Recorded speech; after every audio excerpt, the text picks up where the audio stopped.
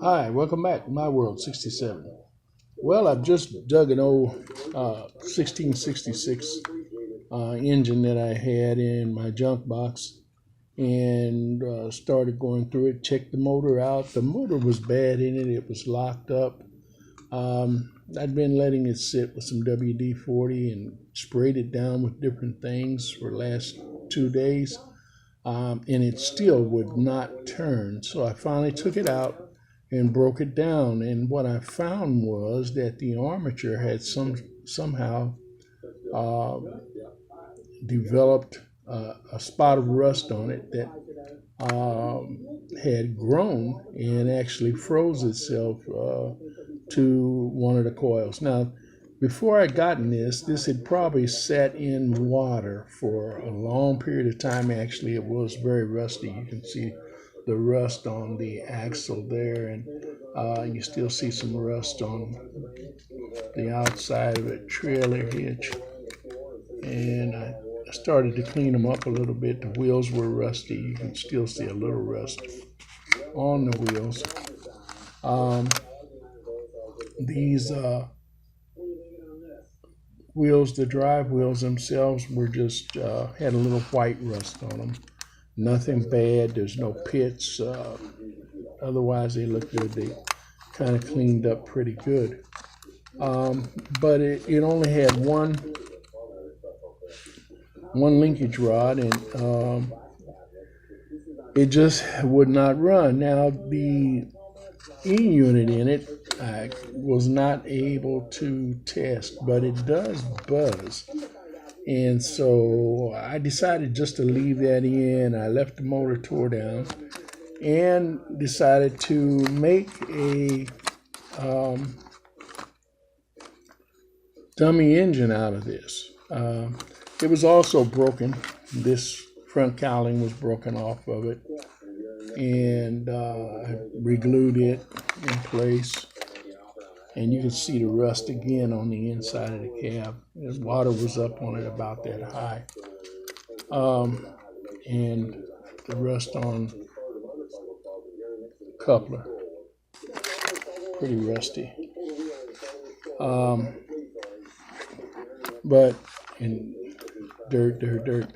But I decided to clean this up and go ahead and fix those little repairs that it needed on it, and just go ahead and make a dummy engine out of it. Now you see it runs completely free. It does have one bad gear in it right here. It's got one bad tooth in it, and these plastic gears were sometimes notorious about that. And I figured, well, since I'm not going to actually run this motor anymore, I just won't worry about the gear, because it doesn't keep it from actually turning like it should. Every once in a while it catches, but as it's going around constantly, it won't bother, it won't hurt it. Anyway, so just a quick video to let you see.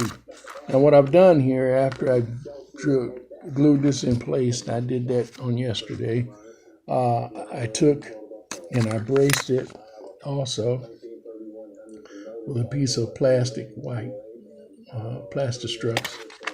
And after I reinforced it, I drilled a hole through it right here in the front, and I made a slot.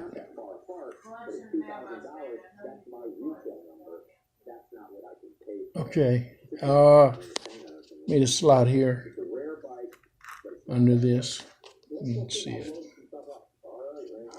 And I've got this old trusty little coupler that I made this year.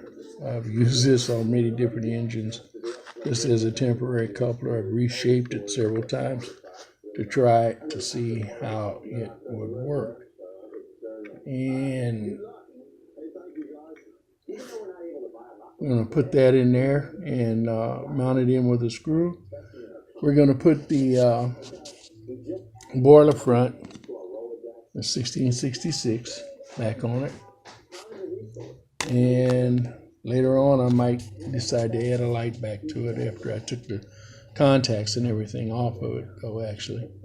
So, but just for all intent purposes, we're just going to have a little something different to play around with. Now, nobody's, as far as I know, has ever done a Pacific engine in a dummy.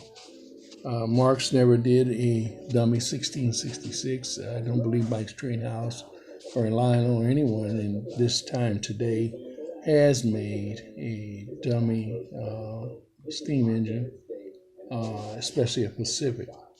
And so we're going to do this, and we're going to clean it all up, and we'll get back to you with it in the future once we get the track up and running again, and we'll let you see how it runs. All right, that's all I have for you for now. G-Man, My World 67. Have a blessed day, and we'll see you again.